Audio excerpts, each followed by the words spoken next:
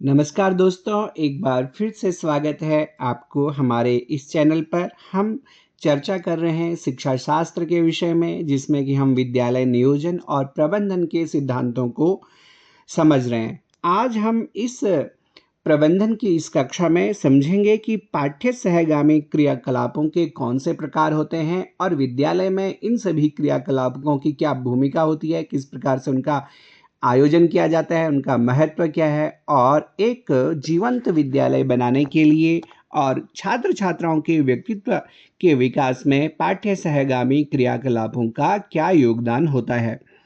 तो इसे जानना बहुत ही ज़रूरी है। सबसे पहले हम देखते हैं पाठ्य सहगामी क्रियाकलापों के प्रकार। विद्यालय में अनेक प्रकार की क्रियाओं का संगठन किया जाता है, जिसमें भारतीय विद्यालयों में प्रचलित पाठ्य सहगामी क्रियाकलापों के बारे में हम लोग आज चर्चा करेंगे। सबसे पहले हम उन सहगामी क्रियाकलापों के बारे में चर्चा करते हैं जो कि शैक्षणिक रूप के होते हैं, यानी कि जिसमें शैक्षणिक कार्यक्रम शामिल होते हैं, एजुकेशनल प्रोग्राम। शैक्षिक कार्यक्रमों के आयोजन का मुख्य उद्देश्य छात्रों को आत्म प्रकाशन का अवसर प्रदान करना होता है। इस क्रिया के माध्यम से छात्र अपने मन के विचार प्रकट करना सीखते हैं। साहित्यिक क्रियाओं के अंतर्गत बहुत सारी आ, आ, आ, आ, प्रतियोगिताएं शामिल होती हैं, जिसमें कि जैसे गोष्ठियाँ, वाद-विवाद प्रतियोगिताएँ, कवि सम्मेलन, भाषण, विद्यालय प्रकाशन, विद्यालय की पत्रिका, साहित्य परिषद, भाषा परिषद, वाद-विवाद, निबंध लेखन, चित्रकला प्रतियोगिता इत्यादि इत्यादि बहुत सारी इस प्रकार की शैक्षणिक गतिविधियाँ होती हैं जो कि सह शैक्षणिक क्रियाकलापों के रूप में प्रसिद्ध हैं। अब जानते हैं कि अपने अनुभवों को ठीक प्रकार से अभिव्यक्त देने के लिए विद्यालय में एक विद्यालय पत्रिका का आयोजन किया जाता है। जो छात्र बोलकर अपने भाव प्रकट नहीं कर सकते, वे लेखनी के द्वारा आत्म प्रकाशन कर सकते हैं। उनकी लेखन कौशल का विकास होता है, उनमें सृजनशीलता का विकास होता है। विद्यालय पत्रिका के माध्यम से छात्र लेखन कला सीखते हैं और उनके जो आत्माभिव्यक्ति है वह सामने आती है। देश के लिए लेखक और कवियों को उत्पन्न करने में विद्यालय पत्रिका का अत्यंत महत्वपूर्ण योगदान है। विद्यालय पत्रिकाएं वर्ष में 2 बार निकाली जा सकती हैं। संपादक मंडल में शिक्षकों के अतिरिक्त छात्र संपादकों को भी शामिल किया जा सकता है। इस प्रकार से संपादन कला की शिक्षा छात्र भी प्राप्त कर सकते हैं। और ये तो केवल बात हुई विद्यालय पत्रिका के बारे में। इसके साथ साथ जो कि हमने बताया संगोष्ठी है, संगोष्ठियाँ विभिन्न अवसरों पर, पर्यावरण के अवसर पर, विज्ञान के अवसर पर, यानी कि जो भी गतिविधियाँ तात्कालिक समय में समाज में कार्यान्वित हो रही हैं, उन सभी विषयों को लेकर के संगोष्ठी आयोजित की जा सकती है। साथ साथ में वाद विवाद प्रतियोगिताएं भी उन विषयों पर आयोजित की जा सकती हैं। कवि सम्मेलन, कुछ बच्चे जो कि प्रतिभाशाली होते हैं और काव्य के सृजन के क्षेत्र में रुचि रखते हैं, ऐसे छात्रों को कवि सम्मेलन का आयोजन का मौका दिया जाना चाहिए। भाषण प्रतियोगिताएं जैसे कि हमारे 15 अगस्त, 26 जनवरी और 2 अक्टूबर आदि जो राष्ट्रीय पर्व होते हैं, उन पर्वों पे छात्र-छात्राओं को भाषण के लिए तैयार किया जा सकता है। साथ-साथ उन बच्चों की अभिव्यक्ति कौशल को निखारने के लिए भी इस प्रकार की प्रतियोगिताएं बहुत महत्वपूर्ण स्थान रखती हैं। और साहित्य परिषद, भाषा परिषद, यहाँ तक कि हम लोग एक छद्म रूप से संसद का आयोजन भी करते हैं। तो ये वे शैक्षणिक कार्यक्रम हैं जिनके माध्यम से छात्र अपने व्यक्तित्व को निखार सकता है और उससे निरंतर प्रगति कर सकता है। इस प्रकार से प्रत्येक विद्यालय के लिए इन सभी पाठ्य सहगामी क्रियाकलापों का बहुत ही महत्वपूर्ण भूमिका योगदान हो सकता है। अब हम देखते हैं संगीत एवं नाट्य क्रियाएं। ऐसी भी हमारे नाट्य क्रिया ऐसे भी पाठ्य सहगामी क्रियाकलाप होती हैं जो कि संगीत और नाट्य पर आधारित होती है। आप सब देखते होंगे विद्यालयों में नाट्य क्रियाएं छात्रों के व्यक्तित्व के विकास में बहुत सहायक होती हैं। इन क्रियाओं के द्वारा छात्रों को आत्माभिव्यक्ति के अवसर प्राप्त होते हैं और उनकी कल्पना शक्ति का विकास होता है, निर्णय लेने की शक्ति का विकास होता है। इन क्रियाओं के माध्यम से छात्र क्रिया करके ज्ञान की प्राप्त करते हैं। ये बालकों की मूल प्रवृत्तियों के शोधन के लिए बहुत ही महत्वपूर्ण है। नाटक के निर्देशन का कार्य अध्यापक को करना चाहिए। नाटक शिक्षा प्रद होने चाहिए। छात्रों को भूमिका प्रदान करने के समय यह बात अवश्य ध्यान में रखनी चाहिए कि किस प्रकार की भूमिका किस छात्र को दी जानी चाहिए या नहीं दी जानी चाहिए, ये सब निर्णय शिक्षक करता है। अभिनय प्रदर्शन के समय छात्रों को प्रोत्साहित करने के लिए उनके अभिभावकों को भी आमंत्रित किया जाता है। संगीत हमारे देश की प्राचीनतम और लोकप्रिय विधा है। वर्तमान पाठ्यक्रम में संगीत को एक विषय के रूप में स्वीकार कर लिया गया है, परंतु कहीं कहीं अभी भी संगीत आदि की विषय अध्यापकों की उपस्थिति या उपलब्धता नहीं होती है, तो भी छात्रों को इस प्रकार के गान वाद्य आदि के अवसर उपलब्ध कराए जाने चाहिए। इस कला को प्रोत्साहन देने के लिए विद्यालय में संगीत प्रतियोगिताओं का आयोजन किया जाना चाहिए, परंतु सिनेमाओं के अश्लील गानों को निरुत्साहित किया जाना चाहिए। संगीत प्रतियोगिताओं के आयोजन का उत्तरदायित्व छात्रों पर होना चाहिए। और इस प्रकार से जो हमने संगीत और नाट्य से संबंधित जिन कक्षा सहगामी क्रियाकलापों के बारे में चर्चा की है, इस पे हम लोग एक बार पुनरावलोकन करेंगे। हालांकि आप जानते होंगे कि इस प्रकार की गतिविधियां काफ़ी खर्चीली होती हैं, इसमें बहुत परिश्रम भी लगता है, इसमें बहुत संसाधन भी लगते हैं और इसमें किसी कार्य की सिद्धि के लिए एक निरंतर कार्यबद्धता की भी आवश्यकता होती है। लेकिन इनके बिना, इन क्रियाकलापों के बिना कोई भी विद्यालय पूर्ण रूप से अपने छात्रों को शिक्षा प्रदान नहीं कर सकता। इसलिए हमारे प्राचीन आचार्यों ने भी बताया है कि हमें अपनी शैक्षणिक गतिविधियों में नाट्य, संगीत, कला और वाद्य आदि की इस प्रकार की विधाओं को शामिल करना चाहिए। विशेष रूप से शिक्षण अधिगम में भी आप जो पाठ देखते हैं, विशेष रूप से जो भाषा के पाठ होते हैं, हिंदी, इंग्लिश, संस्कृत आदि जो भाषाओं के पाठ होते हैं या पाठ्य पुस्तकें होती हैं, उनके अंतर्गत इस प्रकार की नाट्य विधाएं भी दी गई होती हैं, संगीत की विधाएं दी होती हैं, कला की विधाएं दी होती हैं। वे सब इसलिए दी गई होती हैं ताकि इस प्रकार की प्रवृत्ति को प्रत्यक्ष रूप से प्रदर्शित किया जा सके और छात्र छात्राओं के व्यक्तित्व में वो सब निखार आ सके। निश्चित रूप से आज जो कला का क्षेत्र बहुत बड़ा हो गया है और बच्चे बहुत ही प्रतिभाशाली हो गए हैं और वे अपनी प्रतिभा को प्रदर्शन करने के लिए भी सदैव उत्साहित रहते हैं। तो इस प्रकार एक योग्य शिक्षक की यह हमेशा जिम्मेवारी होती है कि वे ऐसे बच्चों को आगे लाएं और जो वो जिस प्रकार की कला का प्रदर्शन करना चाहते हैं, उनमें सामाजिक सीमा रेखा का, मर्यादाओं का पालन करते हुए इस प्रकार की गतिविधियों को आगे बढ़ाने में जरूर योगदान दे। तो दोस्तों, आगे हम देखते हैं शैक्षिक सहगामी क्रियाकलापों में, जो कि सामान्य रूप से खेल कूद और व्यायाम आदि की क्रियाएं होती हैं।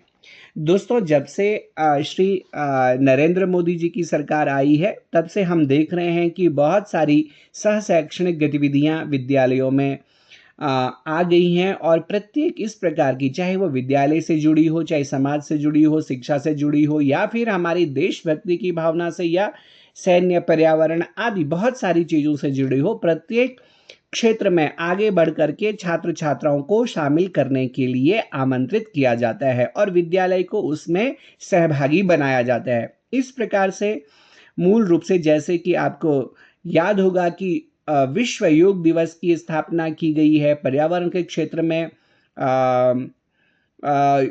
जो वृक्षारोपण के कार्यक्रम किए जाते हैं, उन सभी में भी छात्र छात्राओं की बहुत महत्वपूर्ण भूमिका अब हो गई है। ऐसे में इस पाठ्य सहगामी क्रियाकलाप के बारे में हम लोग चर्चा करते हैं, जो है खेल कूद प्रतियोगिताएं और शारीरिक व्यायाम। खेलकूद का बालक के व्यक्तित्व के विकास में बहुत बड़ा महत्व है। खेलकूद द्वारा छात्रों के स्वास्थ्य का विकास होता है। खेल के माध्यम से भावी जीवन को सफल बनाने के लिए बहुत से गुण प्राप्त होते हैं। छात्रों में टीम भावना का विकास होता है, शीघ्र निर्णय लेने की क्षमता का विकास होता है, तत्परता से कार्य करने की भावना जागृत होती है, उत्साह, नेतृत्व और इस प्रकार के बहुत सारे अच्छे गुणों का विकास भी इस प्रकार की खेल आदि की गतिविधियों से होता है। तो खेल-कूद की जो प्रतियोगिताएँ हैं, वो अनुशासन भी देती हैं, नैतिकता को देती हैं, नागरिक प्रशिक्षण को देती हैं और समायोजन के लक्ष्यों को प्राप्त करने में योगदान देते हैं। तो अब जानते हैं कि इन प्रकार की खेल-कूद की प्रतियोगिताओं को किस-किस उद्देश्यों के लिए किया जाता है। नंबर 1 है विद्यार्थियों के स्वास्थ्य की रक्षा करना। नंबर 2 है स्वास्थ्य आदतों का विकास करना। नंबर 3 है सहयोग करने की भावना का विकास करना। नंबर 4 है सामाजिकता का विकास करना। नंबर 5 है व्यक्तित्व समायोजन करने का अवसर प्राप्त करना। नंबर 6 है आत्मविश्वास, साहस, धैर्य, दूरदृष्टि और सूझबूझ आदि जैसे गुणों का विकास करना। और 7वां है नियमानुसार सही कार्य करने का अभ्यास करना। और 8वां और अंतिम है खेल में जय और पराजय के भाव को स्वीकार करने का अभ्यास करना। दोस्तों, ये 8 ऐसे विषय वस्तु हैं जो कि सचमुच में एक मनुष्य को पूर्णता की ओर आगे बढ़ाने में बहुत बड़ा योगदान देते हैं। जैसे कि आपको बताया गया है, इनमें स्वास्थ्य, दूसरा है आदतें, तीसरी है भावनाएं, चौथी है सामाजिकता, पांचवी है समायोजन, छठा है आत्मविश्वास, सातवां है नियमों का पालन, आठवां है जय और पराजय को स्वीकार करना। इस प्रकार के जो गुण हैं वे खेल की प्रक्रियाओं से प्रत्येक छात्र छात्राओं को प्राप्त होती हैं। तो दोस्तों, देखते हैं कौन सी कठिनाइयां होती हैं जो कि इस प्रकार के आयोजनों में आती हैं। सामान्य रूप से प्रशिक्षित शिक्षकों का अभाव होता है, खेल के मैदान भी नहीं रहते हैं, उपकरण और वित्तीय संसाधन भी कम रहते हैं, जिस कारण से हम लोग इसको पूर्ण परालक्षित लक्ष्य तक नहीं पहुंचा पाते। कई बार ये भी कठिनाइयां होती हैं कि समय चक्र में अपेक्षित समय विद्यार्थियों को नहीं दिया जाता है खेलने कूदने के लिए, और प्रशासन और अभिभावक खेल कूद में रुचि नहीं दिखाते हैं। कई बार ऐसा भी होता है कि वित्तीय सुविधाएं उपलब्ध नहीं होती हैं। छात्र कहीं किसी प्रतियोगिता में भाग जाना चाहते हैं, लेकिन वहां तक लाने ले जाने के लिए भी व्यवस्थाओं का अभाव रहता है। विद्यालय समय चक्र में खेल कूद के लिए अपेक्षित समय नहीं दिया जाता है। इस प्रकार की बहुत सारी कठिनाइयां ऐसी हैं जो कि पाठ्य सहगामी क्रियाकलाप में खेल कूद को हतोत्साहित करती हैं, लेकिन हमें इन सभी का समन्वय करना चाहिए और शिक्षण के साथ साथ में इस प्रकार की गतिविधियों को भी अवश्य ही शामिल किया जाना चाहिए। अब हम ये भी देखते हैं कि खेल कूद जैसी साहसिक गतिविधियों के संचालन के लिए हमें किन बातों पे ध्यान देना चाहिए। सबसे पहले तो यह है कि खेल के नियमित आयोजन किए जाने चाहिए, और उसके लिए सरकारों को भी यह ध्यान रखना चाहिए कि वो स्कूलों को खेल उपकरणों के संसाधन उपलब्ध कराने के लिए वित्तीय सहायता उपलब्ध कराए। दूसरा यह कि अच्छे खिलाड़ियों को प्रोत्साहित किया जाए। जैसे आज के समय हम लोग देख रहे हैं, उत्तराखंड में और अन्य बहुत सारे प्रांतों में केंद्र सरकार के द्वारा भी उदीयमान खिलाड़ी योजनाओं के माध्यम से खिलाड़ियों को प्रोत्साहन दिया जा रहा है। ग्राम्य स्तर पर, विकास खंड स्तर पर, जिला, तहसील और यहाँ तक कि प्रदेश और देश स्तर पर भी बहुत सारे खेल प्रतिभाओं को प्रोत्साहित किया जा रहा है। तीसरा है खेल के मैदानों तथा इंडोर खेलों के लिए व्यवस्थाएं किया जाना चाहिए। यहाँ पे देखिए क्या होता है कि बहुत सारी जगह पर हमें, चाहे शहरी क्षेत्र हो या ग्रामीण क्षेत्र हो, मैदानी क्षेत्र हो या पहाड़ी क्षेत्र हो, कहीं पर हमें खेल के मैदान भी उपलब्ध नहीं रहते हैं, क्योंकि शहरों में जगह का स्थान की कमी रहती है, पहाड़ों पे भी जगह की कमी रहती है, छोटी जगह होती है। तो इस प्रकार से हमें इन व्यवस्थाओं को जुटाने के लिए निश्चित तौर पे सरकार को ध्यान देना है। प्रशिक्षित शिक्षक भी तैनात किए जाने चाहिए और खेलों में विविधता होनी चाहिए। छात्र छात्राओं के लिए अलग अलग खेलों की सुविधा होनी चाहिए, यानी कि रुचि के अनुसार, क्योंकि कई छात्र किसी खेल में रुचि रखते हैं, कोई छात्र किसी क्षेत्र में रुचि रखते हैं। यहाँ तक कि बालिकाएं अलग खेलों में रुचि रखती हैं, बालक अलग तरह के खेलों में रुचि रखते हैं। इस प्रकार की गतिविधियों का भी सुंदर रूप से वर्णन होना चाहिए। तो दोस्तों, अगला है हमारा विद्यालय समय चक्र में खेल कूदों के लिए स्थान। ये वास्तव में बहुत बड़ी चुनौती होती है, जबकि कोई आ, आज के समय में इतने सारे विषय वस्तु समाहित हो गए हैं पाठ्यचर्या के अंतर्गत, तो वहाँ पर खेल के लिए अलग से पर्याप्त मात्रा में समय निकालना सचमुच में एक जटिल और कठिन कार्य हो गया है। फिर भी एक कुशल प्रशासक को चाहिए कि वो समय समय पर खेल प्रतिभाओं को निखारने के लिए अपना महत्वपूर्ण योगदान दे। अब हम आगे चलते हैं छात्र परिषद और छात्र संघ आदि, यानी कि जो कि हमारे लोकतांत्रिक मूल्यों को सिखाने वाली गतिविधियां है। दोस्तों, छात्र परिषद का विद्यालय की समस्त पाठ्यक्रम सहगामी क्रियाकलापों में बहुत ही महत्वपूर्ण स्थान है, क्योंकि यह क्रियाकलाप हमें एक प्रकार से हमारे जो लोकतांत्रिक प्रणाली है उससे परिचय कराती है। इस क्रिया के द्वारा छात्रों को स्वशासन का प्रशिक्षण मिलता है।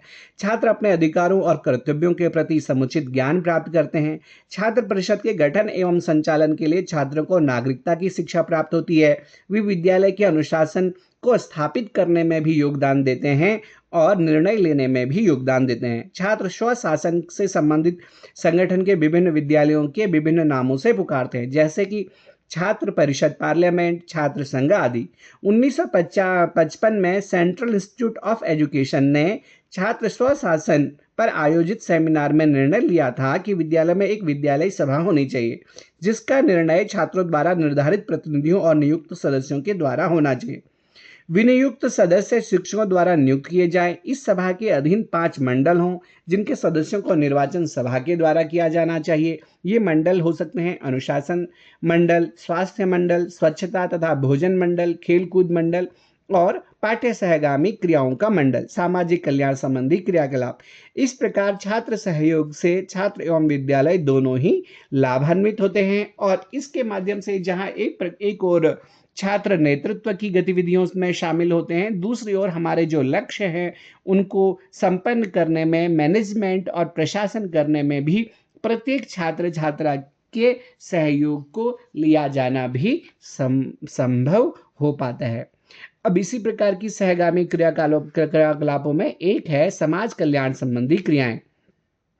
हम इसको बोलते हैं सोशल वेलफेयर एक्टिविटीज। समाज कल्याण संबंधी क्रियाएं छात्रों में सामाजिक सहयोग की भावना का विकास करती हैं और जो कि इस प्रकार से हैं। वे कौन कौन सी हैं सामाजिक सहभागिताएं? जैसे कि समाज सेवा के क्लब होते हैं, सोशल सर्विसेज क्लब है, सहकारी क्रियाकलाप हैं, श्रमदान है, स्काउट और बालचर प्रशिक्षण है और जूनियर रेड क्रॉस एवं प्राथमिक चिकित्सा आदि के कार्य हैं। दूसरों की सेवा करना और स्वास्थ्य की वृद्धि। इसमें कौन कौन से? भ्रातृत्व का विकास, विद्यालय प्रार्थना सभा, शैक्षिक भ्रमण एवं यात्राएं, एनसीसी, सांस्कृतिक कार्यक्रम, राष्ट्रीय एकता में 26 जनवरी का योगदान, राष्ट्रीय एकता में 2 अक्टूबर का योगदान, बागवानी और सत्रांत समारोह आदि। इस प्रकार के वे शैक्षणिक सहगामी क्रियाकलाप हैं जिनका अपना एक अलग ही महत्व है। तो दोस्तों, मैं आपको अलग से इस वीडियो को बहुत लंबा न बनाते हुए हम लोग चर्चा करेंगे कि समाज कल्याण संबंधी कौन सी वे सहगामी क्रियाएं हैं जिनके माध्यम से बालक के सर्वांगीण व्यक्तित्व का भी विकास होता है, साथ साथ में सामाजिक सहभागिता भी सुनिश्चित होती है और हम अपने देश को आगे बढ़ाने में भी योगदान देते हैं। जैसे कि मैंने जो नाम लिए उन सभी पर मैं एक अगला वीडियो बनाऊंगा, जिसमें कि अगले 20 मिनट की कक्षा में आप मेरे साथ उस वीडियो में शामिल रहें। तो दोस्तों, इस पाठ को आप लोग अवश्य ही अधिगम करेंगे। बहुत सरल पाठ है और आप लोग भी जानते हैं, क्योंकि आप भी उन्हीं विद्यालयों से होकर के आगे बढ़े हैं और ये प्रत्येक विद्यालय की ऐसी गतिविधि है। लेकिन एक शिक्षक और शिक्षाविद होने के नाते आप सभी को इन सभी गतिविधियों पर गहराई से ज्ञान होना चाहिए और जब भी आपको कोई पाठ्य पुस्तकों और इसके बारे में जो भावनात्मक विकास आप करते हैं, निश्चित रूप से इसमें आपके व्यक्तित्व के निर्माण में यह पाठ अवश्य योगदान देगा। तो दोस्तों, मिलते हैं अगले वीडियो में और हम बात करते हैं सामाजिक नियोजन और प्रशिक्षण में। तो धन्यवाद, मिलते हैं। आप हमारे इसको वीडियो को लाइक करें, शेयर करें और चैनल को सब्सक्राइब करना ना भूलें। अगर आप एक शिक्षाविद हैं तो ये कार्य आप अवश्य करेंगे, ऐसे मुझे पूरा विश्वास है। मिलते हैं अगले वीडियो में। थैंक यू, धन्यवाद, नमस्ते, जय हिंद, वंदे मातरम।